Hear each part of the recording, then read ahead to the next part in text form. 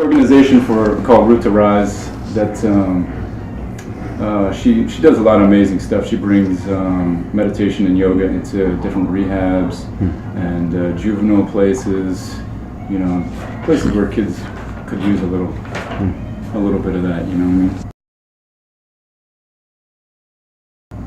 So I just have a couple questions, and we'll just jump into it. Yeah, let's see. Cultivating right understanding,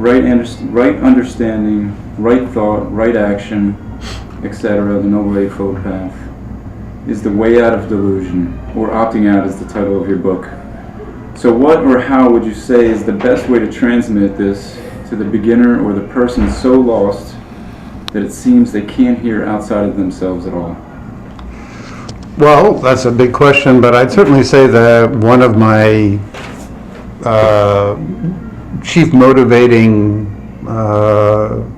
ideas that spurred writing the book was that, in my view, contemporary Buddhism and the Dharma has been somewhat constrained or diminished to just the role of teaching people how to breathe and being aware of their bodies, which is, of course, brilliant and a vastly powerful tool, but the Buddha was a deeply revolutionary figure in his time. He upended the caste system in India. He allowed women into the spiritual path and started an order of nuns before any other spiritual path did. So he was, to me, first and foremost both a radical psychologist and a spiritual figure that led to a great upheaval in his time. And in fact, he was regularly threatened by the families of people that wanted to convert, join him on his journey teaching the Dharma. He was threatened by fathers, mothers. Kings weren't too happy with him. So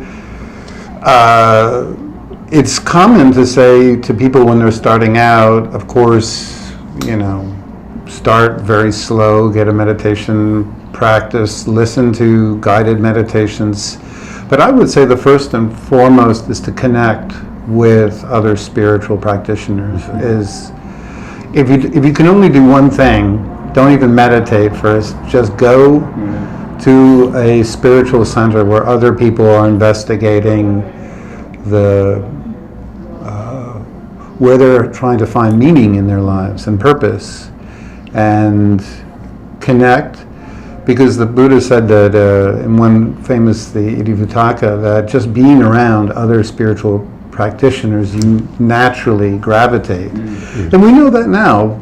Emotions are contagious, people's behaviors are contagious. We are set up to imitate the people we hang around with. So my first recommendation would be to find, and if you can't find a Buddhist center, find a Quaker center or a Universalist church. It doesn't matter. It doesn't have to be Buddhism. It has to be, though, a place where people are beginning to address their work-life ratios, where they are investing their energies in. And for me, investing our energies is too much in contemporary materialist culture about seeking financial security at the expense of connecting and especially emotional disclosure with others and inner investigation. What would you think?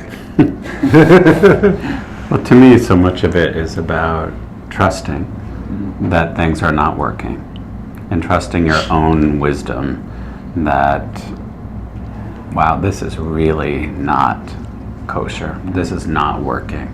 I feel awful most of the time. And learning how to trust that. And having the courage to trust that instead of staying with the story and trusting that you know what it's like to stay with your story about how things have not worked out. and your fears about the future. And just to learning how to relax into our own truth. And I think, like what Josh is saying, to associate with the other folks who are like-minded, in that they're not just accepting what's in their face as the only truth, but they're curious about putting that down and saying, okay, what else? It's easy just to stay in that. So you speak of authentic spiritual practice through your own experience. Would you say that you can take this journey without a daily meditation practice, a community, and even a teacher? No. The reason is internal mindfulness, which is basically awareness of what's going on in terms of gut feelings. The messaging from the emotional mind requires meditation. And then, but emotions aren't fully processed, even if we stay with them, we allow them to arise and pass, and we give them a safe container internally. The human beings are co-regulating. I don't return to homeostasis after I'm activated by fear until I connect with you, or connect with Koshin and talk about an emotional experience. If I was a bird and I'm startled, I take flight, I go to the top of a tree, I hang out, and I return to homeostasis. My autonomic nervous system is relaxed, I can bond with other birds, I'm okay. But a human being who goes through a devastating loss, a rejection, abandonment, a trauma, doesn't go back to homeostasis or to anything like a regulated state on their own in isolation. They have to go disclose the experience, and then through the miracle of co-regulation, your breathing, your mood, where you're holding your body will naturally sync with mine, and you'll help me return to essentially an embodied state of calm. And it won't happen without that. So we need the meditation, and we need the connection. And of course the Dharma really helps, because it saves a lot of wasted time. But I think also what I would just add to that is what the Dharma is setting forth, the path, is not about kind of feeling good. And so if you're into feeling good, then maybe do some guided meditations, and that might help you relax. But what the path is asking of us is to actually surrender everything, because we're going for freedom. And we're going from freedom from what we know and entering the great 10,000 things of the world and allowing them to flow through us. But in order to do that, Dogen, the founder of our school, talks about that you have to study the self. You have to study yourself, like really know your conditioning, so that we can soften the self, and so that we can allow ourselves to flow in the world. And to me, you can't do that with picking and choosing. Like, oh, I like this, I don't like that, or it's too cold out, it's too warm out, it's too whatever. And just learning how to fully participate, not in what you like, but in what, again, your wisdom and compassion draw you to. Coming, but that we don't know when. Then our choices have no authenticity. They're made with this false pack of, I can just do this forever, and I can just work in this job where I'm not that happy but pays me a good living forever, because there's nothing actually, there's nothing giving it any absolute ground against which it's measured. But if you measure every decision you make against, it's happening against dwindling time, dwindling physical resources, dwindling abilities, then you're making choices in far deeper. And in my experience, those choices become far less about financial security and, hoarding or whatever. And they become much more about prioritizing things that when you're in that time of your life will have given your life meaning, which is how much of you stayed close to the loved.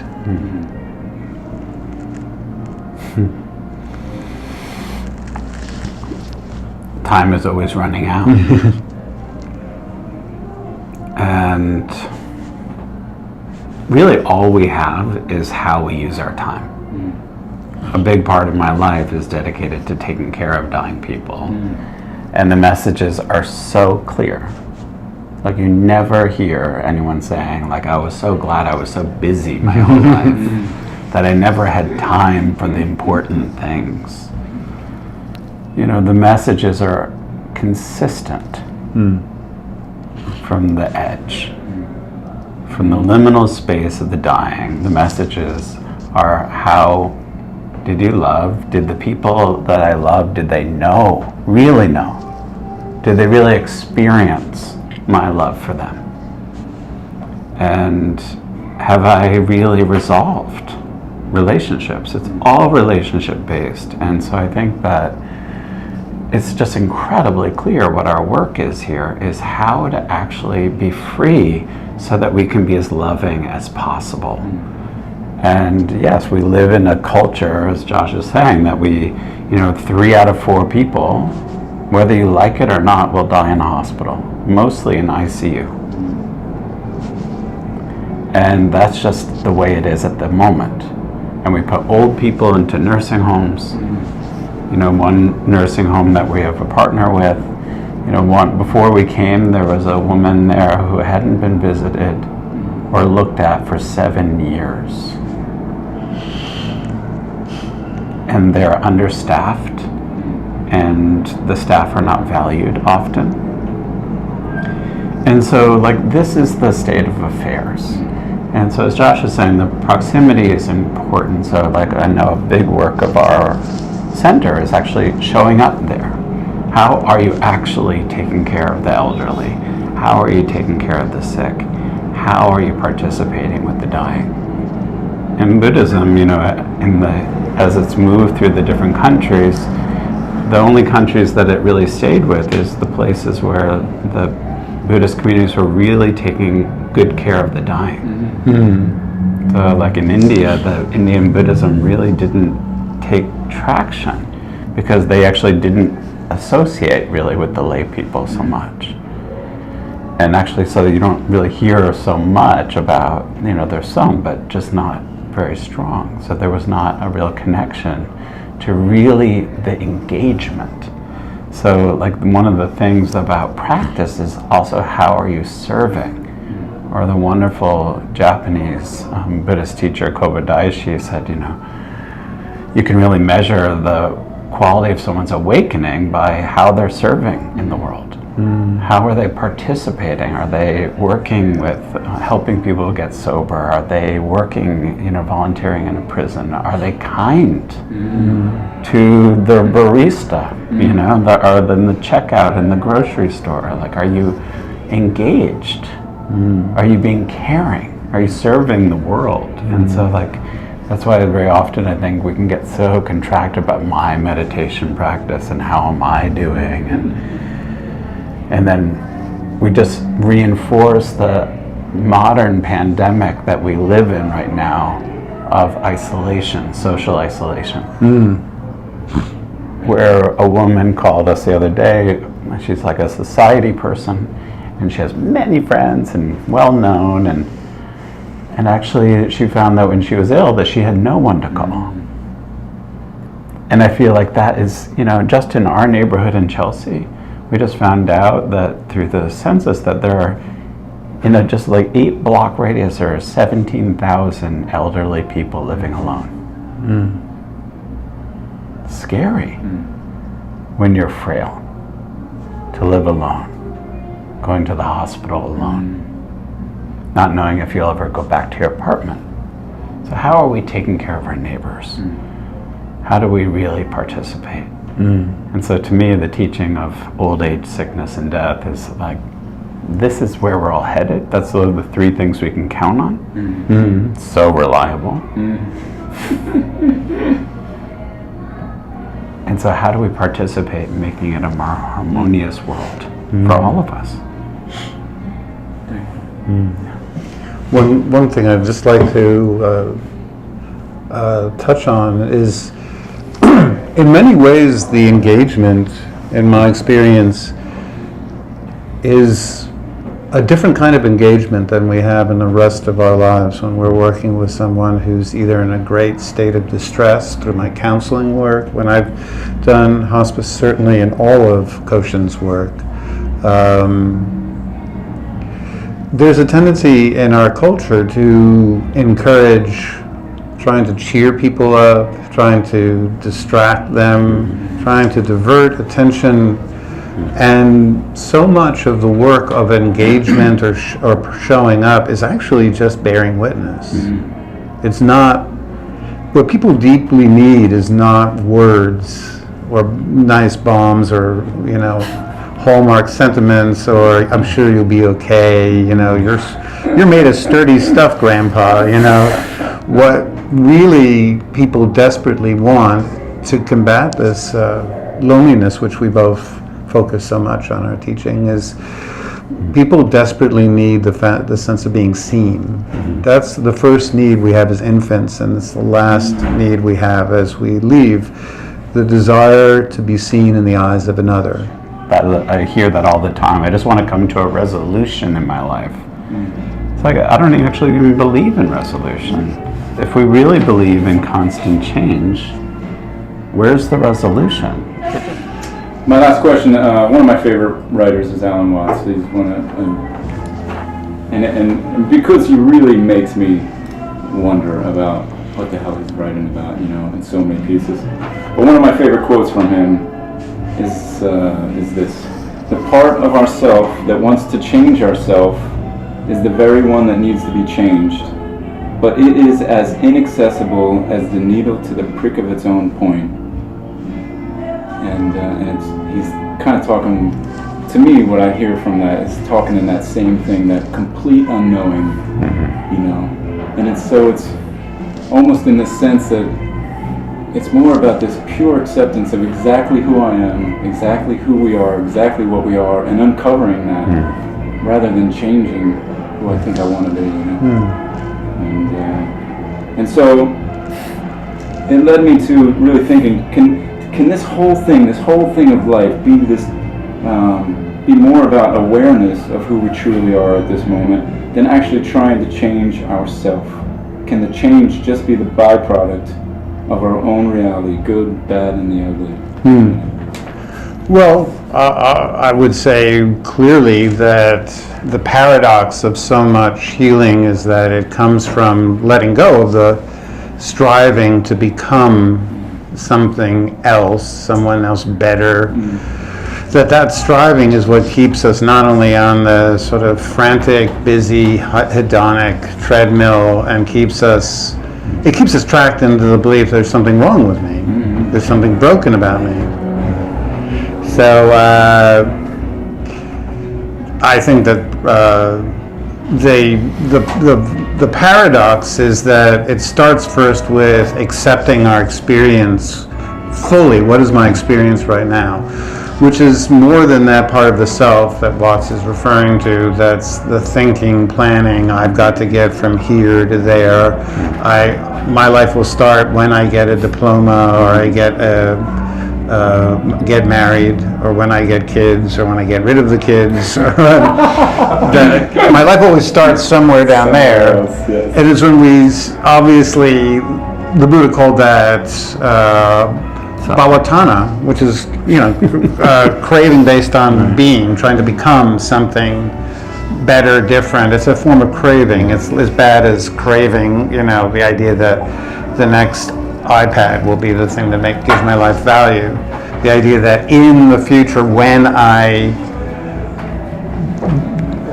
get to some state, that's when I get to start living. So it's only through a complete acceptance and embracing of our current experience that we actually begin the healing process. So much of the motor that keeps us searching for something, grasping, clinging, reaching, spiraling busily, is early times in life where we sought love and acceptance from people and we didn't get it. They said, well, if you do a little better at school, if you work a little harder, if you get, in better shape, if you, whatever, then that's the person we'll really love. And it starts us on this quest where there's never any end to it. There's never any, you don't ever get to get there. The whole point of the left brain regions, the interpreter Gesni calls it, is that it never ever ends. It never gets to the place it's aiming. It's just an unending setting the markers ever further.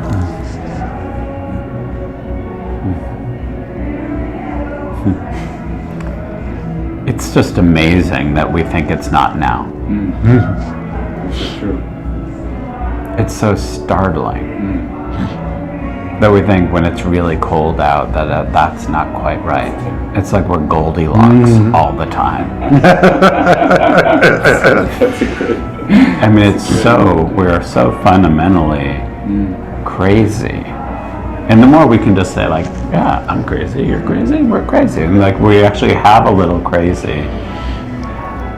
And just rest in that and be like, oh, I'm thinking it's going to be another time. Here I go again. And to me, learning how to be tender and loving and learning how to rest in the softness of our belly so that we can actually see who's in front of us when they're in front of us. Whether that's, or if it's a wall or a chair or a poop on the sidewalk. Bringing us all back to tonight's theme. Thank you both. Thank you, Sensei Koshin. Thank you, Josh. And once again, thank you for letting us do this and letting us be here. No, thank you for coming. Take a moment just to fully arrive, and what that means is just find a really comfortable seated position and to see if you can close your eyes just for a few minutes and just maybe slightly rock back, left and right, forward and back, and just find what someone would find it feels like a nice balanced upright position.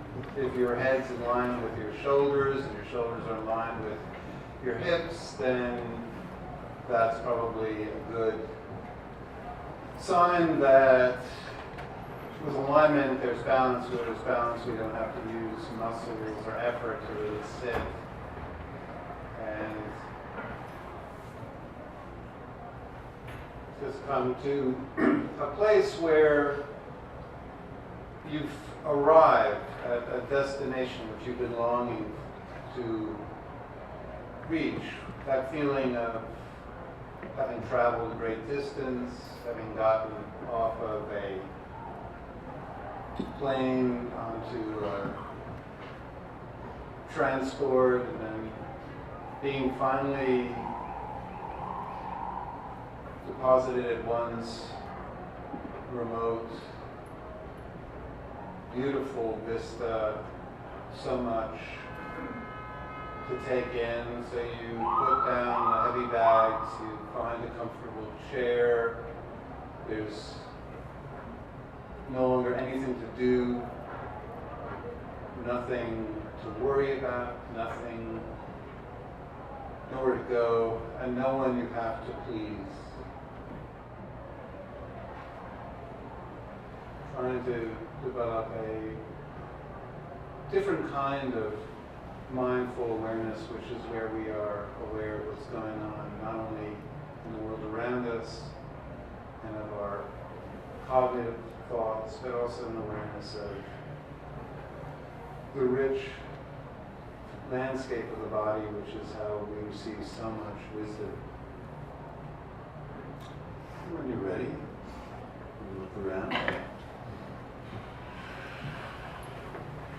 Some nice digs we've got here. We've come up in the world.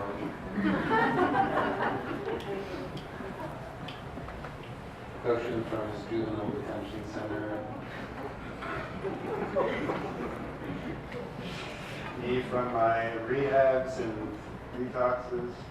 So before I jump in, just three people I'd like to call out who it's like a personally thing.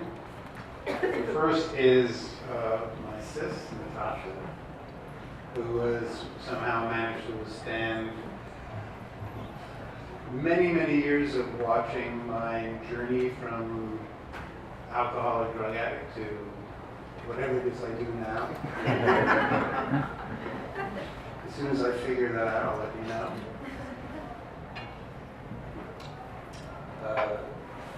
Kathy, my partner, and the person who I share my life with, and Jodo.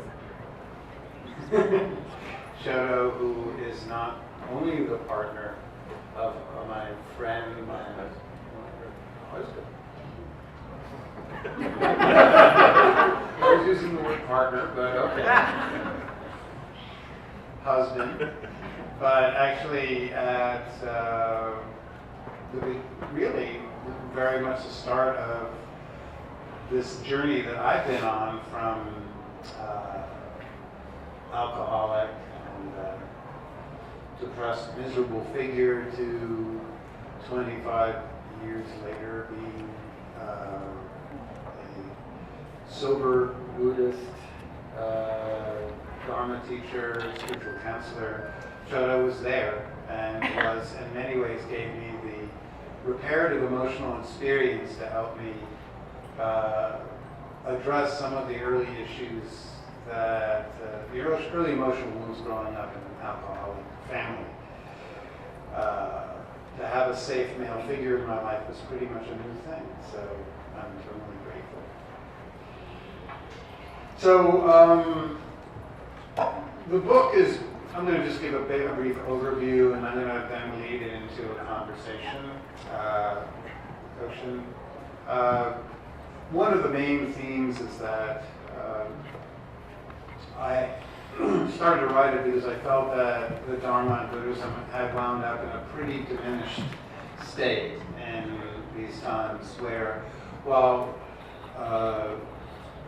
it's very valuable to be able to go into various settings, extremely valuable to be able to give people tools of stress reduction, teach them how to breathe and become aware of their bodies in such a way that they can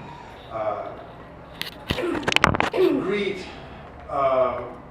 cascading obligations and stressors with some degree of pause and ability to hold tension and develop what's called distress tolerance. And that's really vitally important, but I felt in a way that the Buddhism that I fell in love with as a kid when my dad got sober and started introducing me to Buddhism in the 1970s, I didn't really see so many of the traditions of his time. He was regularly insulted by family members of the followers because his message was so based on trying to find meaning and purpose not through one's career and work, which even then was one of the dominant messages of the hegemonic messages of the ancient Indus Valley. But the Buddha was presenting a very balanced lifestyle as the goal. A lifestyle that is encapsulated in the Eightfold Path, which emphasizes not just meditation, but the deep need for bonding with others on a spiritual journey, the need to be inclusive and to talk to people with love and compassion, and to engage and to really question some of the deepest issues, like what am I here for? What is this about? To stop the being on the hedonic treadmill of accumulation and chasing after some future state when we get to relax, and to stop and turn and embrace our life as it is, and to start asking some serious questions that are often not convenient to the workplaces and to the materialist culture that we live in. So I break down that message into three basic propositions about how to find meaning and purpose in life. So the book is in 3 sections, and I'm going to start with sections 2 or 3, and I'm going to end with the first, because that will somehow make a nice transition into the conversation. The second portion of the book is about emphasizing the importance of developing a new relationship with our emotions. Only 5% of the brain's functioning is conscious, cognitive thought. 95% of mental processing is preconscious, unconscious, that we're not aware of. And right now, in this moment, you are scanning this lovely abode and this lovely setting. I feel like I'm on an NPR. I am on NPR, finally. I should talk in dulcet tones then, not my neurotic New York voice. Welcome to Deep Thoughts. Anyway, so you're doing some really fast processing. You're looking at the room around you. You're listening to not only my words, but you're taking in my body language, my tone of voice, my gestures, and you're integrating your body sensations, and you are coming up with what is now called fast heuristics, messages about whether you can relax, listen, connect, or whether you want to be guarded, armored, removed. We go back and forth between approach and withdrawal states all the time, and all of that is happening unconsciously, but it's even more than that. The emotional mind is a vast, emotions are not lower, they're not less evolved, they are not somehow fallen from reason. In fact, emotions are the first way we establish bonds. In early life, we connect through the disclosure and expression of our emotions, and we desperately seek to be seen in the eyes of a compassionate other, a mother, a father, a caregiver, who will read our emotions and anticipate our needs and soothe us. So emotions not only contain our core needs and transmit them to others, but they contain our deepest values about ethics, about how to live, about how I'm going to find security. The great neuropsychologist Guy McGilchrist says that while the conscious left brain is focusing on things to acquire, the bulk of processing is being organized by the right brain, which is looking for signs of safety, people, places to find shelter, people with whom we can connect.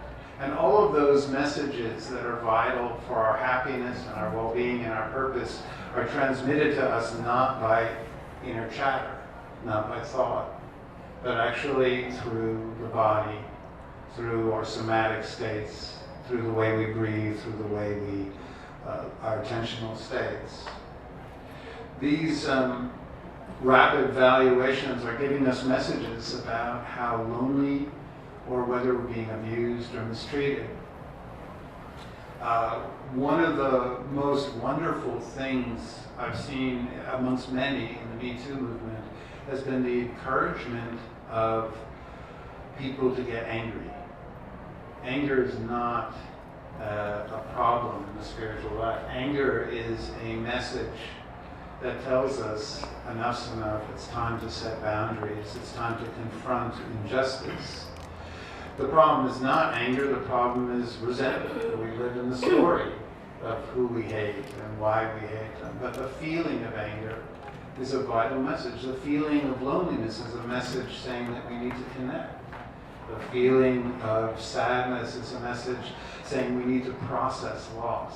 We haven't yet emotionally grasped that loss. So a large chunk in the middle of the book goes into the tools of emotion recognition and integration. It of course gives a lot of different tools in terms of how to activate emotions, because for much of us we live in disembodied lives. So we don't really even have the tools to go in, and if we've been in any way, if we're in any way trauma survivors, then that process of going into the body can be terrifying. So there are very specific tools that allow us to return to our home without being flooded with overwhelming sensations. And some of them go into not only the traditional practices of the body scans, the breath meditations, and concentration techniques, but I go into how to activate emotions and how to learn to read the emotional body and understand what it is signaling. So the second major message in the book is the idea that all meaning in life is collaborative. The desire for us to sit alone and figure it all out and come up with a deep understanding of what any experience in our life means leads to what's called cognitive distortions that lead us further away from clarity. When we go through a loss or a breakup or a job struggle or a tension in friendships or great news, we become, we move in with someone, or we get some kind of wonderful opportunity, the idea that we figure out what it means in here alone creates this feeling that it's all about me, that it's unique, that what I'm experiencing nobody else can really understand. It makes me feel increasingly lonely, cut off, isolated. And the more we rely on thought, the left brain by nature also tends to exaggerate the role of self-reliance and self-sufficiency. It doesn't send strong messages impelling us to get vulnerable, to emotionally disclose our experience to others for emotion regulation. So much of the work I've done in spiritual counseling, now hundreds and hundreds over the years, has been not only to bear witness and listen to what people say rather than to give them any specific wisdom, heaven forbid, just to be there and to give them a safe container, but also to encourage people to connect with a community. It's through connecting with a community that we get to process our experience. We get to see that we are not alone, because no matter how weird the details of our lives are, there's only so many emotions to go around. And at heart, any painful or transcendent experience at heart is all about the emotional state that it evokes, the feeling state in the body. And everybody can understand any experience we've had if we disclose not the story but the feelings through the vulnerable expression, the conveying through the tone of voice and gestures. So finally, the first part of the book talks about the importance of changing the way we keep score of our movement through this life, this journey, instead of the goals that are enshrined by the hegemonic ideologies that we're surrounded with, which are of course based on the myth of financial security and the idea that if we accumulate the right amount of objects, or if we wind up with a great healthcare plan, that will somehow safeguard us against, old age, sickness, and death. For me, one of the Buddha's most profound teaching is that life and choices and each decision we make only has any authentic quality to the degree that it is weighed against our death, our mortality. When we make any choice or decision in life with this denial of our fragility, of the lack of guarantees that we have, not only in terms of life, but in terms of health and in terms of connections with those we loved. We're making choices and decisions without any ground or any weight to them, in my view. The proximity with death gives each choice I make its fundamental character. It's the judge that I use before I take on any commitment. Is this something that when I look back from a time of really diminished capabilities, maybe a time where I can barely breathe or move about, will I be glad that I took on this conversation with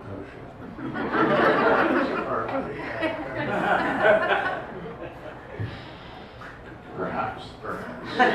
We'll see. Also, working with people on hospice, and I've had the opportunity to do that more recently than ever in my past. It changes the entire perspective on how we view and take in the little degradations and frustrations of our daily life and what gives us real pleasure.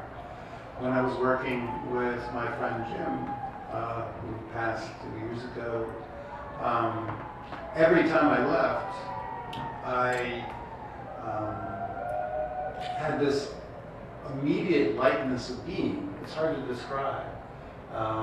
Where I didn't have any more, nothing irritated me at all, because everything seemed so small. The idea that I would be irritated by somebody who said they were going to show up and didn't, when your friend is actively giving up life, it no longer weighs.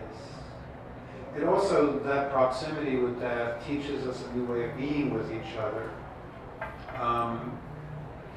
In showing up with people in stages of pain or distress, I found that the most meaningful exchanges, as we were saying, is not trying to bring any wisdom. When I said that, Koshin said, "Yeah, that's gross." Trying to be a wise spiritual figure is the worst thing you could possibly do. Really, what our greatest need from birth until the last breaths we have is to be seen in the eyes of the other. That's how we get all of our needs met. That is what gives us our soothing, our regulation, our strength, our security, is to be seen by another, having our emotions be seen and taken in and accepted. And we all search for that. And when we understand that, then we can show up for our friends, our loved ones, our people, our children, or those who are alone and there's so much loneliness. We can show up and simply listen and present ourselves, and that's all we need to do. And that, the beauty of just being there, presenting a safe container, is so lost in this culture that trains us to, try to say the right thing, cheer people up, distract them, push them away from the recognition of their pain and accepting it. So that feels like enough for me. I'm not going to turn it into the discussion that we can have. Good. We have a nice amount of time. So I actually wrote some questions because I'm that kind of prepared guy. So maybe you can take these and run with these and we can see where it leads us. So Koshin.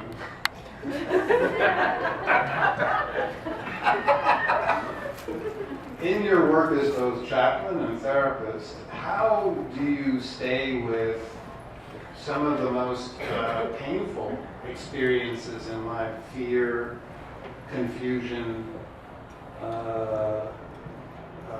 panic.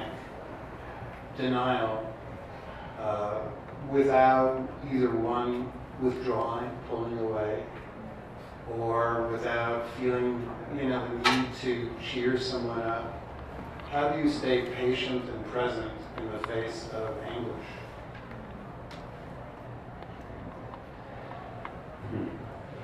Well, first of all, I'm just so happy to be here with you and all of you. And I would say learning how to be with fear is probably one of the most important things to learn how to do. Your own fear or fear of others? Well, starting with our own fear often. And for me, it was my fear of losing the first person that I felt completely loved by, which is my grandmother. And being with her through her dying process and really experiencing my fear and also experiencing her fear, because she also felt that she couldn't die if I was in the room, because she said it would be too scary for her and she wouldn't be able to let go. So learning how to offer space and silence in the midst of the situation that I feared the most, the one person that I felt completely unconditionally loved by. And the idea of that I really was clear about, that my fear was that I would lose her when she died. And in many ways I felt I went into an abyss of grief for months, felt like. And where it just felt somehow impossible to walk down the street because it was too unbelievable to me. Even I've been practicing a long time at that time, but what does that mean? It doesn't really mean much. But I was like, I couldn't imagine how you could walk down the street and look at people and somehow that they were just going on with their lives when I felt like my life had completely changed. I wanted to go up and shake people. Don't you know that my grandmother died? But to really feel that and to really see that in myself was really important.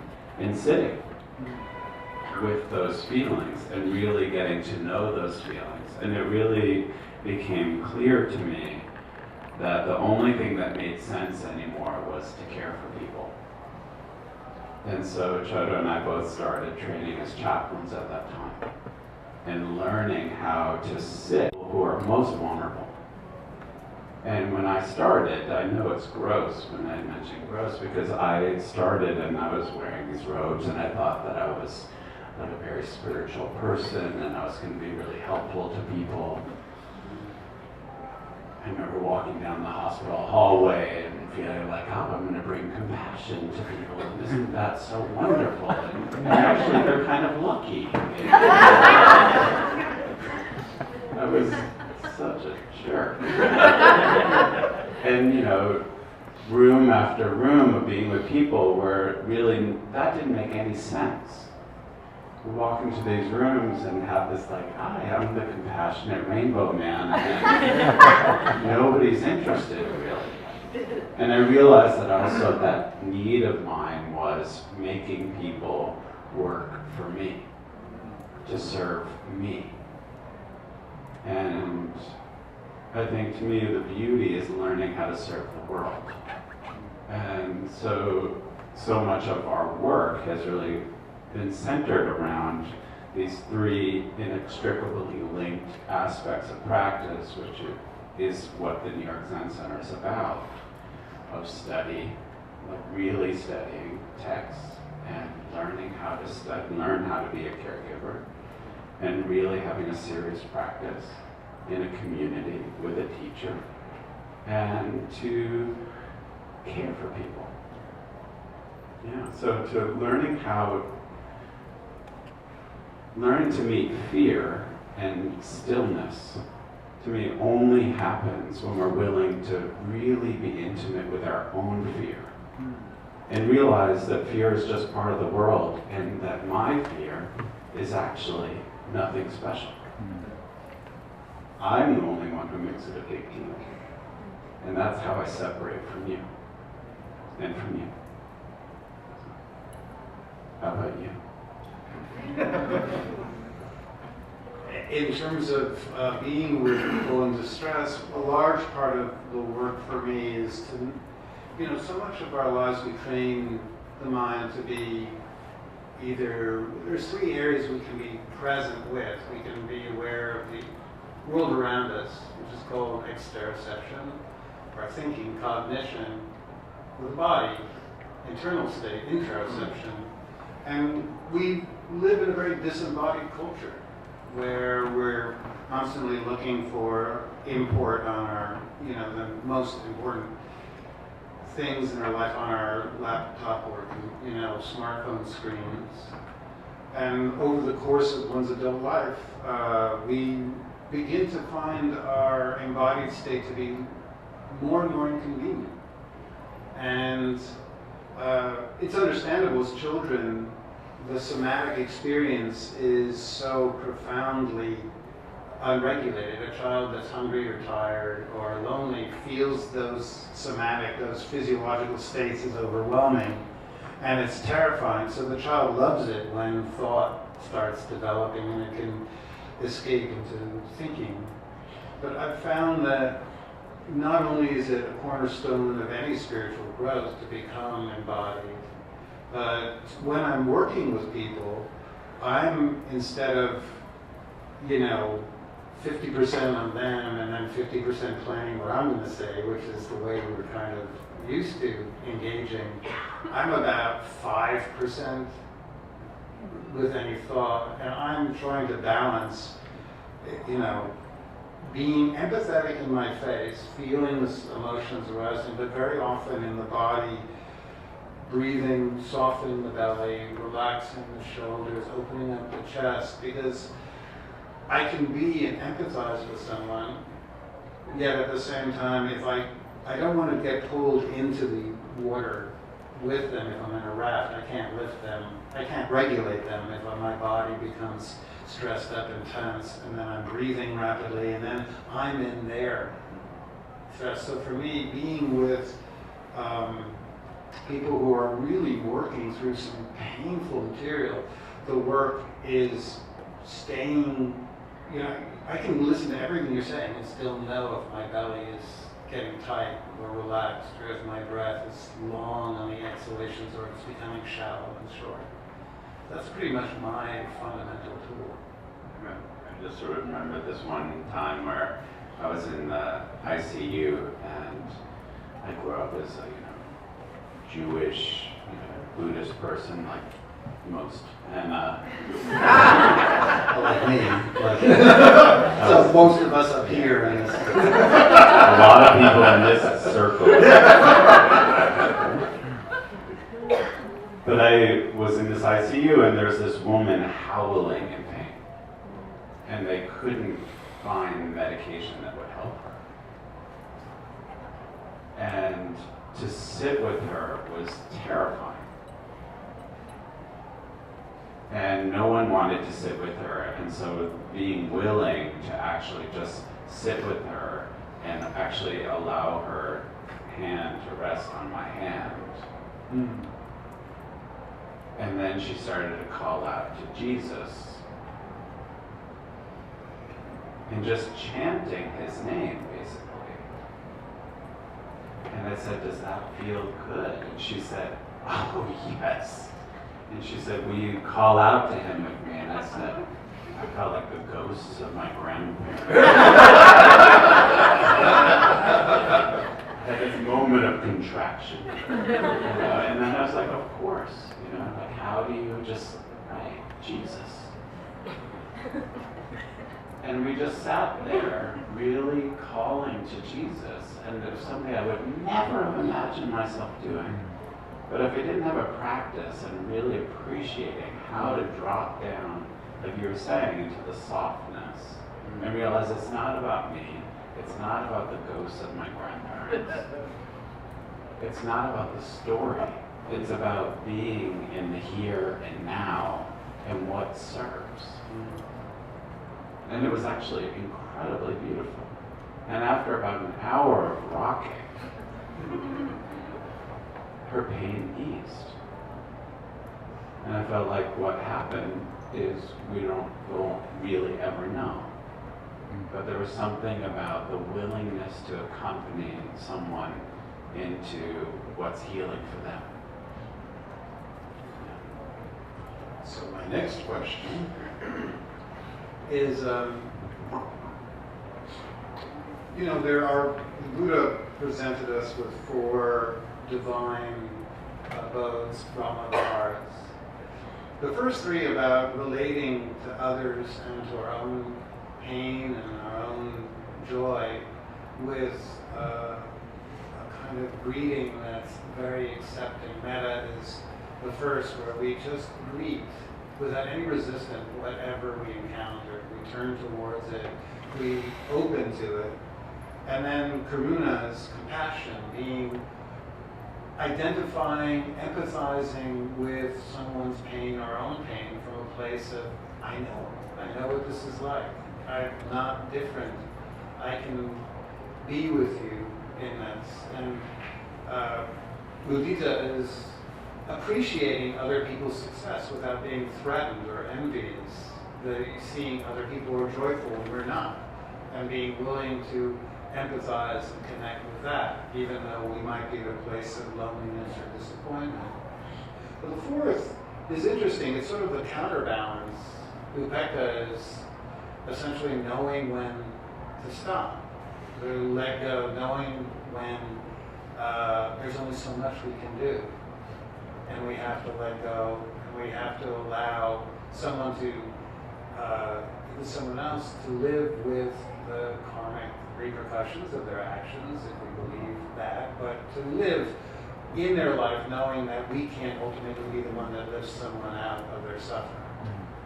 That the best we can do is offer that safe container, but we have to also be willing, if we allow our lives to become unbalanced, then we're just adding more suffering to the world. So how do you know when to, as somebody who helps, who co-runs Uchodo, a huge center that's growing and with so many students and so many other teachers there, and your own work, with chaplaincy, how do you balance it with self-care, self-soothing, and how do you know when you've taken on too much?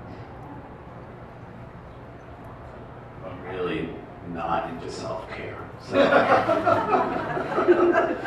Next question. No, because I think actually maybe it addresses your question. I always joke I want to start a Facebook campaign like against self-care, and so far I'm the only member. Because I think in many ways, the way that we see care, or we call it contemplative care, our center, is that when we see the kind of care that we're offering and how we look at people as an expression of our practice. So it really keeps going back to the wonderful Buddhist teacher Korda Daishi, where he talked about the quality of someone's awakening has to do with how well they serve the world. And so it's nice to think about care, but I think care, if we divide it up into self-care and the care I give for you, it's confusing. And when Choda and I teach in different places, we often are hearing many people saying, well, I'm not really doing my self-care. And they go into these rooms completely fried, exhausted, worn out. They're understaffed, underpaid, underappreciated. They're exhausted. And that's the kind of care they're giving. So if we're not nourishing ourselves and seeing how we nourish ourselves as an expression of how we nourish others, then I think we're splitting the world in two. And so I think in many ways about how to know when it's enough is really how is the world being nourished right now, including myself. So it's like not creating a second moon. You know, in Zen we call it, creating a second moon. It's like creating another world. You know, so it's like when I think that you're not me, or you're not me, or you're not me, and then I treat you as not me, then we're creating another world. And so how do we really engage ourselves and know when it's enough? And very often, it's funny, and when we go into these rooms of the living, some people call them hospital rooms, or hospice rooms, or to me they're just rooms of the living. Mostly it's their bedrooms, that some of them will never leave. We don't actually, I joke very often in our training is that the work is somehow just to become dumb and dumber. Because what you're bringing in, the most important thing you can bring in is actually just like what we were talking about earlier before we came up here, was just that bringing in your curiosity and wonder about how this person that you've never been with in that moment is. And letting them teach you. It's so wonderful. And then when it's done, and let them tell you it's done. Or just allow for lots of spacious silence and allow it to surprise and teach you. And so to me, it's about just allowing the moment to be the teacher. And not that we have to be on top of the moment and in control. All we have to be willing to do, as my teacher says, is surrender everything. All of our fixed ideas, all of our opinions, and all the things that we think about other people. That's all. No problem. So Leslie, before we get to do some, hopefully, a bunch of questions, I have twofold. One, you can choose what you want to address. How has proximity with not only people who are in hospice, but the family, changed your perspective on life and the priorities? Or B, what are the common misconceptions that many people have about death that you have seen are needless or unnecessary? You see all the above.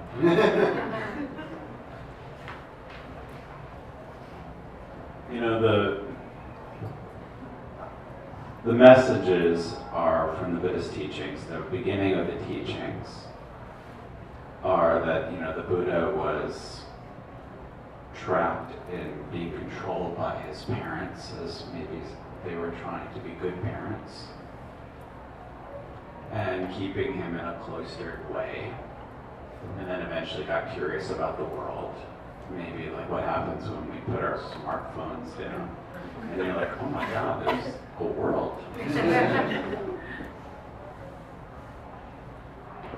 And he encountered the proximity, as you say, of a really old person, a really dead person, A sick person too. and a really sick person. And imagine like 2,600 years ago in India and what those bodies would be like on the road. So I think that's helpful. And now we live in a society, that our center is really engaged and really considering how do we change the culture of care, because we regulate old people into nursing homes, sick people into hospitals, and dying people, 1 out of 4 will die at hospice. By the way, 3 out of 4 of you will all die probably in the ICU. That's the average.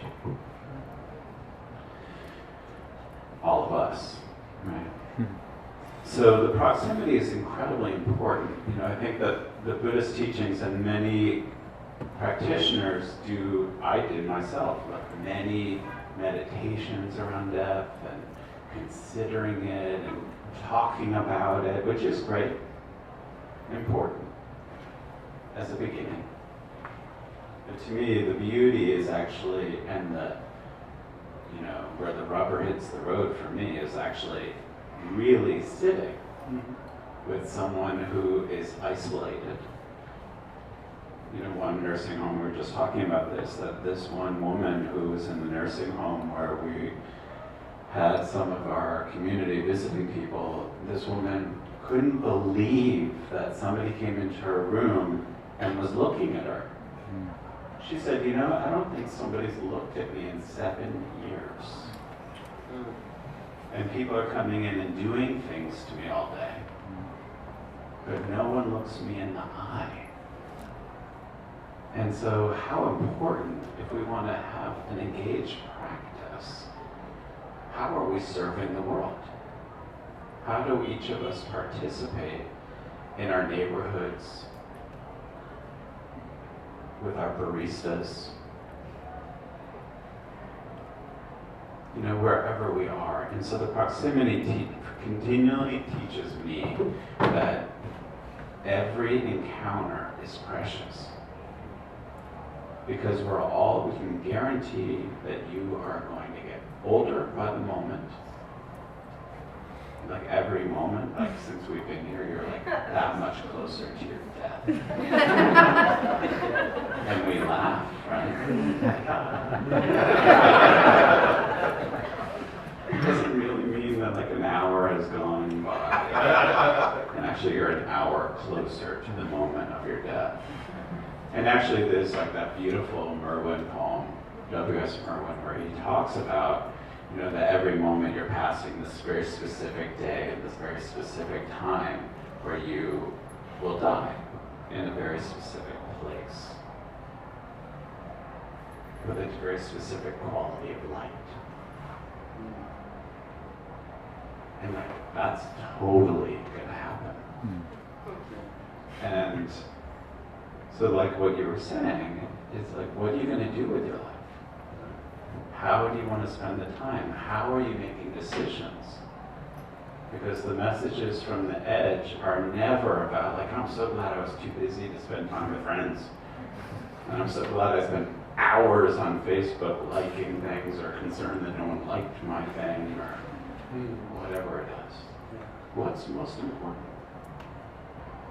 To me, we want that time to come where we will have people who will really give us what you gave that woman, which is to literally that need to be seen in the eye. Distance without any judgment or closing off, armoring, or, oh, look at you, poor thing. We want someone to be there who will give us that loving gaze. And so that's a way to make all of our decisions in life. Knowing that, how do we get to that? How do we prioritize that? Now. Yeah. Not later.